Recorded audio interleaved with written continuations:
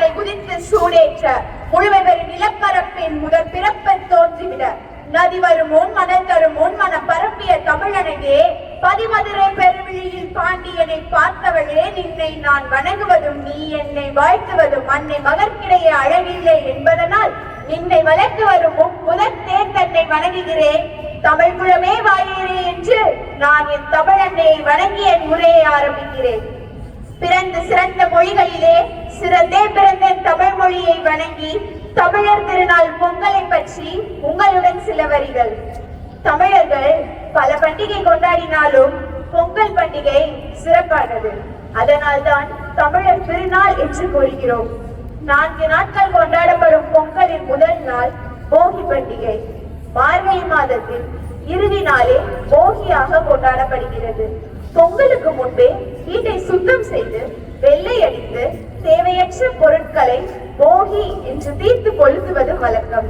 பழையன கழிதலும் புதியன புகுதலும் போகியின் சிறப்பாகும். அக்காலத்தில் பழைய துயரங்களை அளிக்கும் இப்பண்டிகையை போகி என்றனர். பின்னர் அது மருவி தற்போது போகி என்று அழைக்கப்படுகிறது.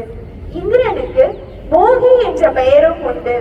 மழை பெய்தால்தான் பயிர்கள் செழிக்கும், உயிர்கள் வாழும். மழைக்கடவுளான வர்ணனுக்கு அதிபதியான இந்திரனை வணங்கி இவ்விழா இந்திர விழாவாகவும் கொண்டாடி இருக்க கூடும் என்று கூறப்படுகிறது.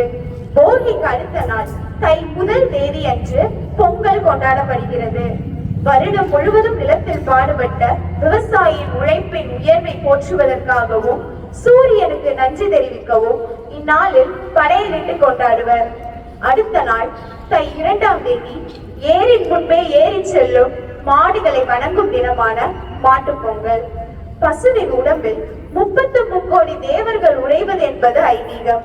எனவே பசுவை தொழுதால் தெய்வத்தின் ஆசி நமக்கு கிடைக்கும். கிராமங்களில் மாட்டுப் பொங்கலை பட்டி பொங்கல் என்றும் கூறுவர். இந்நாளில் மாடுகளை அலங்கரித்து அவற்றை வணங்குவர். பொங்கலின் இறுதி நாள் காணும் பொங்கல். உறவினர்களை கண்டுகளிக்கும் நாளாக இந்நாள் கொண்டாடப்படுகிறது. சகோதரர்களின் நலனுக்காக பெண்கள் சூரிய கோலமிட்டும் படையலிட்டும் இந்நாளை கொண்டாடுவர். உறவினர்களுடன் சுற்றுலா சென்று அன்பை பரிமாறிக்கொள்ளும் நாளாகவும் இந்நாள் கொண்டாடப்படுகிறது. தமிழர்களின் வீர விளையாட்டான ஜல்லிக்கட்டு.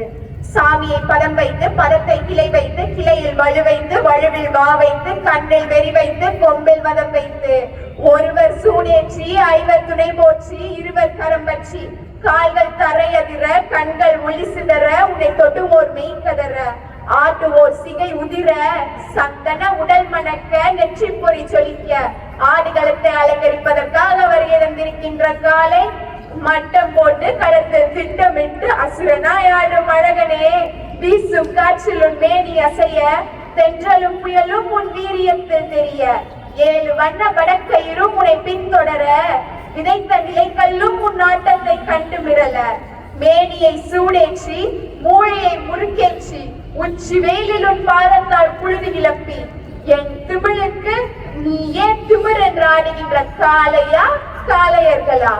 வானத்து வானவிலை வடமாக திரைத்து வாசுகி என்னும் பாம்பை நாராக பிணைத்து காளையின் கழுத்தில் திரித்து உறவினர்களின் ஊக்க குரல் ஏற்ற ஆடுகின்ற ஆட்டமே இதுதான். ராவணன் வில்லுக்கு ஈடாகும் காளையா, ராவணனின் வாளுக்கு ஈடாகும் காளையர்களா? நான் தொட்டு வணங்கி வந்த தெய்வமா, இல்ல நீ என்ன முட்ட வந்த தெய்வமா? புண்ணிய பூமியிலே புழுதி கிளப்பி ஆடுகின்ற காளை நாட்டமா? அந்த காளையை கட்டி அணைக்க வந்த வீரனின் வெறித்தனமான ஆட்டமா என்று காளையின் பெருமையையும் காளையர்களின் பெருமையையும் பறைசாற்றுகின்ற வீர விளையாட்டான ஜல்லிக்கட்டை போற்றுவோம். எங்கள் வாழ்வும் எங்கள் வளமும் மங்காத தமிழ் என்று சங்கே முழங்கு என்ற பாவேந்தர் பாரதிதாசனின் வரிகளுக்கு இணங்க தமிழர் பண்பாட்டை, தமிழர் கலாச்சாரத்தை, உழைப்பின் உயர்வை, உழவின் சிறப்பை போற்றும் தமிழர் திருநாளான பொங்கலை கொண்டாடுவோம் என்று கூறி உங்களிடமிருந்து விடைபெறுகிறேன். நன்றி, வணக்கம்.